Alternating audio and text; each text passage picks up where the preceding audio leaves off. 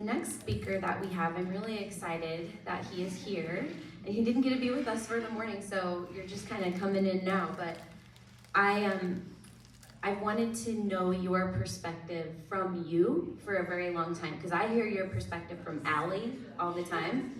And I get some really good laughs out of some of the things that are talked about, but thank you for being willing to share from another perspective today. So Bryan Rash, Allie's husband, is here today to share with us from the caregiver perspective. And I think it's not easy to be a caregiver. It's hard and it's thankless, and sometimes we don't always understand each other's perspectives, or we make assumptions. And so I feel like the two of them have gone through enough hard things that they're really willing to talk about it candidly. And they will also be on our panel, so we can ask lots of questions, and I feel like they will give us fantastic answers and have really great perspective on things. So, Bryan is the Vice President and Assistant General Counsel. Do I call it AECOM or AECOM? AECOM. Okay, that. Technology Corporation, and also a caregiver to a survivor.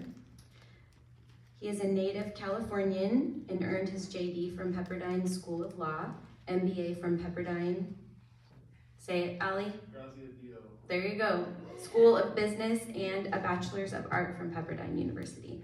So I'm assuming you met at Pepperdine. Am I on the right page there? Okay.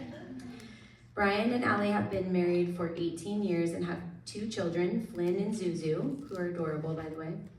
During the past 9 years, Bryan has walked alongside Alison through her breast cancer diagnosis and subsequent metastatic diagnosis, at times of being the sole parent at home with the kids while she is out of state receiving treatments. Bryan gives voice to many of the thoughts, emotions, and experiences that caregivers may feel or experience in the face of cancer. Please welcome Bryan Rash.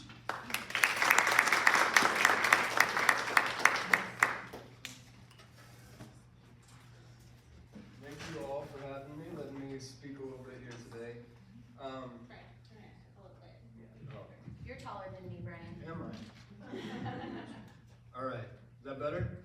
All right. I'll try to project a little better too. Thanks for having me. Thanks for giving me this opportunity. I really appreciate it. Sorry I wasn't here this morning. I was with my son, finding out just how stupid I am by listening to a bunch of high school students explain all these amazing things they're doing. So it was a good morning learning about the IB program at Lincoln High, but man, those kids are impressive. So it was a good reality check on, and also encouraging to know the world is in good hands with this next generation, I think. Real quick, you heard I'm general counsel. I appreciate no one left the room when they found out I'm an attorney. That sometimes happens. But being an attorney, typically I'm not very attorney-like, but I am going to start this off with a couple disclaimers, one disclosure. First disclaimer, I have what people at best would call a sarcastic sense of humor. Other people would call it unfortunate. I choose to think of it as unique. But I will warn you, sometimes it slips out. I don't have, some stand-up or jokes written here, but if it comes out, I apologize. As an example, there's nothing I like more than introducing my wife as my first wife. So I don't think she likes it, but I do. So that's just a warning. It may come out.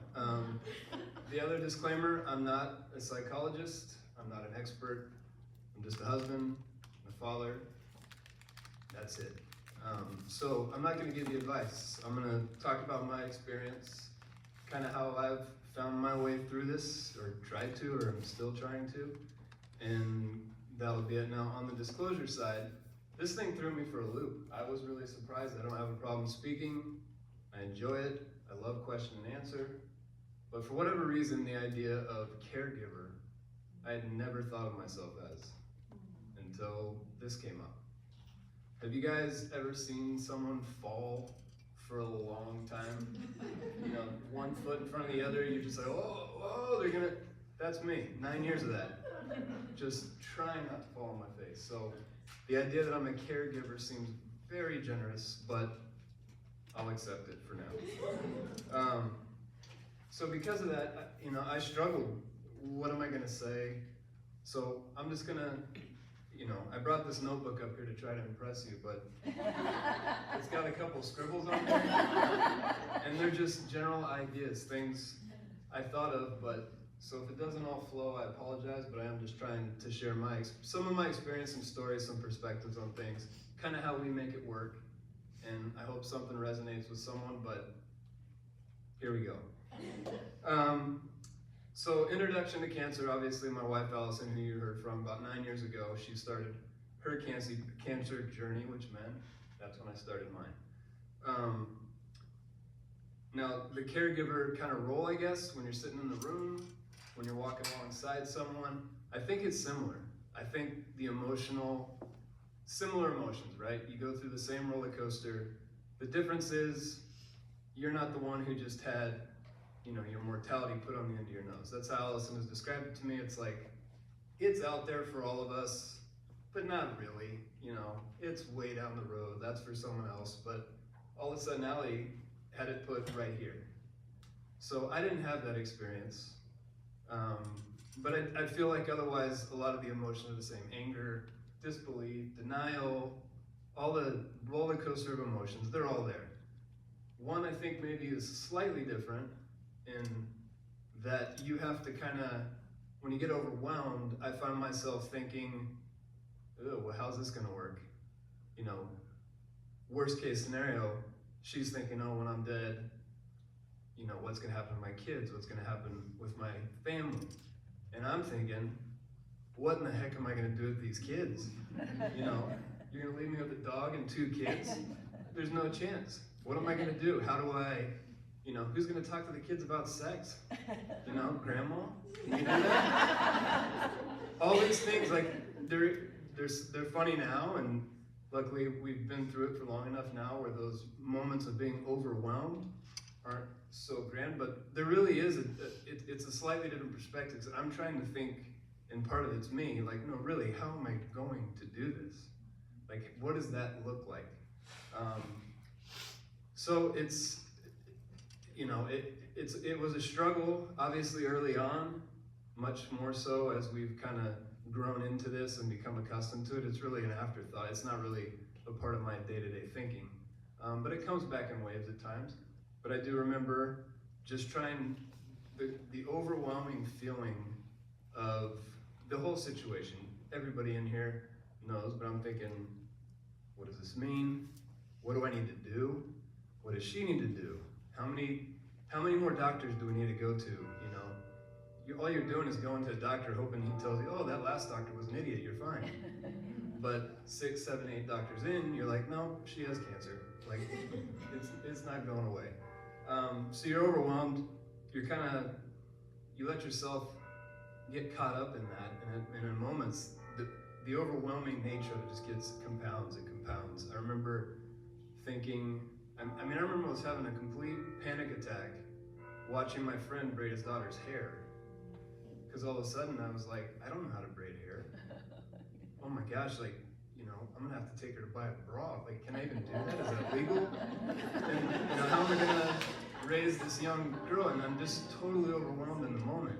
Now, I know how to braid hair now. I made sure of that, but in those moments, it's just devastating, the weight of it all. So I think the emotions are the same. I think it may not be unique. One thing that I noticed in my life that I really struggled with is loneliness. Now, I love to be by myself. I love to not have to talk to anybody. All those things are fine with me, but for whatever reason, I do, throughout this journey, revisit that feeling of loneliness. And I think, in our case, part of it is it's my wife, right? So, in any other situation, that's who I would talk to. In any other situation, that's who I'd go to, whether it's to complain, whether it's to, talk about something I'm struggling with. Well, all of a sudden, she has cancer. I can't talk to her. She's fragile, right? This is my mom. She's fragile. I can't bother her with my problems. So what do? Well, of course, you just ignore it. You never get sick. I was never tired. I never said no. If anybody asked me how I was, great. Don't have cancer. I just kept plugging along. Now, That's a terrible idea, right? That feeling of loneliness is there already, and now I'm making it worse because I'm cutting her out. I'm cutting anybody else out who might want to offer me some help. But the other part of that is early on, I didn't want to talk about it. So someone could say, oh, there's this support group, there's this, there's that. I was like, hey, the last thing I want to do is talk about cancer. We've done this all day, every day. We're trying to figure it out. I don't want to talk to people. Also, sometimes people just say the worst possible things. I mean, we laugh about it now. It is a train wreck watching people come up and try to, especially for us, our peer group, there was no one else who'd kind of been through it at this point. So the number of people that came to our house with good intentions, only to tell us these horrific stories about people who died from the very thing she had, or to watch my wife have to console them because of her diagnosis. It was, I mean, now it's hilarious. At the time it was a little frustrating, but looking back, it's like, well, they don't know what to do either. They're just doing the best they can. So, but the loneliness thing comes and goes. I think it probably peaked when we moved to Nebraska, because we moved here just after she had finished up her first year, roughly a year. I'm terrible with dates and times, but I think it was about a year. After she had finished radiation, it was around August, September, just before winter kicked in. I worked from home. We moved out here. We didn't have a house, so we were living with my in-laws, and they were forced to be my best friends for the next 8 months because I didn't know anybody. It was cold outside, and I don't like going places to meet people. It's just not my strength. So not a great recipe for building community in a new place. So we get through that. We get a house, we move in, things are kind of smoothing out, we're starting to make friends, build some community, and then she decides to relapse. She didn't decide, of course, but so she had a relapse. So in that process, she ended up moving to Houston, and it was supposed to be for about 4 weeks, and ended up being 6 to 8 weeks, and she walked our son to kindergarten and then left. And so the whole time I was like, I don't know if she's coming back. I don't know if she's coming back to die. I don't know if she's coming back, healed. I don't know. All I know is we're gonna be broke, motherless, and I'm gonna be stuck in Nebraska. I don't know anybody, with 2 little children. And so that loneliness kind of really became unbearable. It's not something I've ever experienced in my entire life, but for whatever reason, through this process, it comes and goes. Part of it's, I feel like people can't relate. Part of it is kind of still that, you know what, I have some time off, I don't want to talk about cancer. Or you want to talk about having a tough time introducing yourself. Oh, what brings you to Nebraska? Well, I am damaged goods, run away. So it makes, it's just such a foreign, it was such a foreign thing to me. I couldn't even identify it at first. I didn't know what it was. I just felt so alone. And I definitely wasn't. I had family, friends, my wife, but for whatever reason, that feeling still comes and goes to this day. So I don't have a solution for it. I'm honestly not looking for one. I'm just acknowledging that that's how I feel. So I don't know if that's a common feeling for caregivers, or maybe it's just a husband-wife thing, maybe it's just me. But that's been probably the number one emotion or feeling that I've really struggled with through this process. So then let's get back to caregiver real quick. Again, not the title I'd give myself, it's just the bumbling idiot, but we'll go with it. So caregiver, so that was the other part. When that first happened, I didn't even know I wasn't sure what to do. What does she need? What can I even provide that's gonna be of value? And we got great advice, lots of suggestions.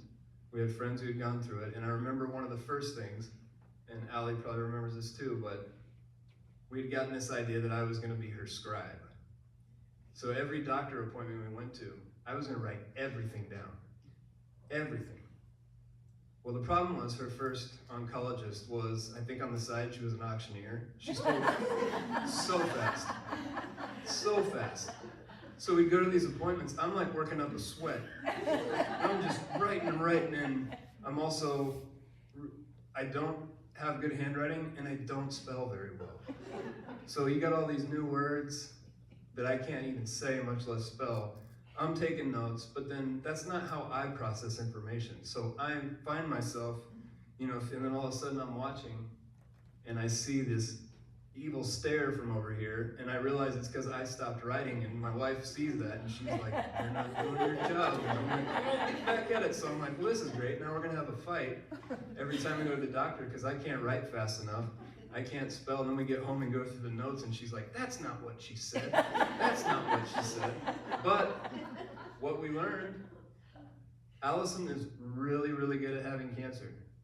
That is a terrible talent to have, but she has it. She knows every drug, she knows every study, she remembers everything every doctor's ever told her, she knows what her dosages are.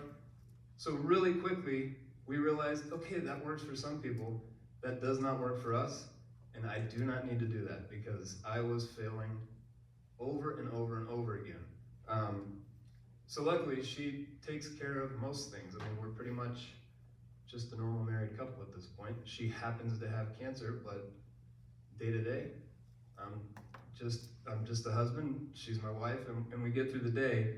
But I think what we've found does work for us is, cancer's a roller coaster. It is the way Alison's disease works. Every quarter, about for the last 6-7 years, she gets a scan. She's been on chemo nonstop, so they basically just adjust her dosages based on whether she's still in remission or if she's relapsed. So every quarter we go through, and I know everyone in here knows how frustrating and how stressful it is when you're waiting for those results. Well, we do it every 3 months. And I found that through that process, that it was like a 3-month cycle of roller coaster. And that's not how I function. Maybe sometimes I'm a bit of a robot, but I always operate on a very rational level. So it's worked well for us because she, her family, other people, they can ride those emotions. Every scan is good news if it's clear. If it's bad, it's bad. For me, it's just information. Oh, good, the scans were clear. We keep doing what we're doing. Oh, the scans were bad. We need to do something different. That's kind of my role. That's kind of how it's developed. They can all ride the roller coaster, which I think is important for them. I think those emotions are amazing. I'm glad they experience them, but I'm glad I don't, because I would be worn out. So I think I'm just kind of a steady force at times. I don't want to say the strong and silent type, because sometimes it's the scared to death, doesn't know how to express their emotions type too, but they look the same. So it works for us. Another kind of example of where that played out, I don't remember which time it was, but one of the times she relapsed, she was at the movies with my sister-in-laws, maybe grandma, all the nephews and nieces, and my kids. And so she called me at home. She said, "I got the call, I stepped outside, it's back." So I drive to the movie theater. She's sitting outside, really actually pretty composed. I mean, really kind of holding it together pretty well. Gave her a big hug. We talk, let her cry. We kind of go through that, and then I look at her and I said, "Okay, well, what do you want to do now?" She immediately, "I got to call this doctor. I got to fly to Houston. Then we got to call this doctor. Then maybe my mom can watch the kids when I go there. Well, Flynn has that thing next week." And that, I just remember grabbing her shoulders and going, "Alison, our children are about to walk out of that movie theater. They have not had dinner. What are we going to do for dinner?" And in the moment, I mean, I'd love to say that it was probably just because I was hungry. It's not some profound thing, but that's what she needed. She was off to the races, right? Like she's off. I mean, she was months and months down the road of who's going to watch the kids while she's in Houston, who's going to do this. And my thought was, no. What are we going to do in this moment? What can we do right now that we can focus on? And I think throughout the journey, I've been able to provide a little of that balance. I said I don't have advice, and I don't, but I do there were two observations, we'll call them thoughts or observations, I did want to share. Two things I've experienced, you guys have all probably experienced it as well. One is anger. Great emotion, wonderful emotion, I love it. But it has its time and place. I think, and this is just my opinion, has anybody ever been to like a turkey trot or a mayor's mile where all the little kids get out and they run a race? So anybody who's seen a kid 3rd grade and down, what do? Gun goes off, what happens? Full on sprint, as fast as they can go. 100 yards in, they're all dead, right? They're just walking. That's anger, right? It has its time, it has its place, but throughout this experience, as an observer, not a participant, not someone with disease, I see a lot of people just wearing themselves out, being angry. I don't have a solution, honestly, for how to get out of that position, but man, it's tough to watch people who are so angry, especially ones who are deep in it. It's sad. There's a whole movement, the F cancer movement. Hey, I'm right there with you at times. I think I'm right there, but it's just such an angry place to be, and I always think, okay, now what? F cancer, now what? You know, there's got to be more there. So I'm always trying to encourage people to try as best you can. And again, I wish I had an answer. I mean, there's all kinds of strategies. Focus on the positive, but nobody wants to hear that when they're angry, right? But when you really have a chance to step back and look, I won't say, and I will never say, and I think my wife will high-five me, cancer is a blessing. But man, there's been some awesome blessings that have come through our walk. There's been some awesome opportunities. We've seen generosity, we've seen care, we've met wonderful people, we've got, to touch people's lives, be touched by other people. We've had great conversations with each other. We've gotten past sweating the small stuff a lot. Now, we enjoy sweating the small stuff now, because that means nothing cancer's going on at the moment. But there's a lot of great things that come out of the journey, but the journey itself's not something I would say, if I could go back, we'd get rid of it. Now, might be short-sighted, might be a mistake, but we'd do it. Would much rather figure out that mistake. But anyway, anger is something I see in a lot of people, and it just makes me sad, because it's a tough place to be day in and day out, and it's exhausting. The other thing I've noticed, and anger goes along with it, is expectations. You don't know how many expectations you have of the people around you until they don't meet them. And I talked earlier about our peer group, our friends coming over, trying to help us, and initially being so disappointed in some of them, because the way they showed up wasn't the way I expected them to. One of my best friends, closest friends in the world, never even called. Couldn't deal with it. Now, looking back, that's not his problem. He didn't know how to deal with it. I don't know how to deal with a lot of things, so why should I expect him to know the right thing to do? Now, if I look at it, that very friend introduced us to another friend who showed up every day, all the time, anytime we needed him. So if it weren't for him, we wouldn't have had that other friend that really provided a lot of support. So I see a lot of people angry. I see a lot of relationships that have been completely ruined because someone's expectations of what someone else should have done didn't pan out. And it's sad because in some instances, maybe it's merited, but for the most part, it's just you had this expectation for them that they didn't meet. And sometimes we just, grace, right? We have to let people be who they are, learn from it, maybe moving forward, that allows you to adjust those expectations for that person.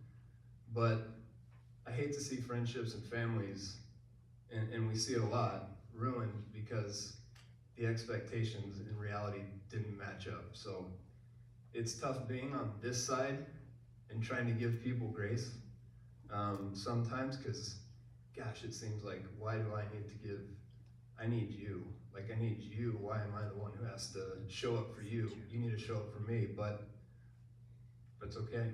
That's how they are, and I think it helps with the anger if we're able to give some grace to other people. Is they also try to figure out what their role is, how they can help in this situation, or where they fit in your life post diagnosis.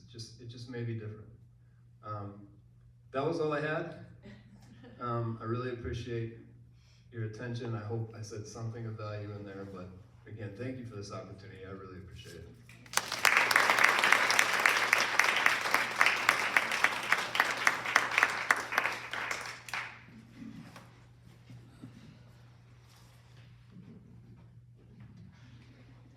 Well, you exceeded my expectations. Not that I meant to set them low, but you hit on some really, really important points.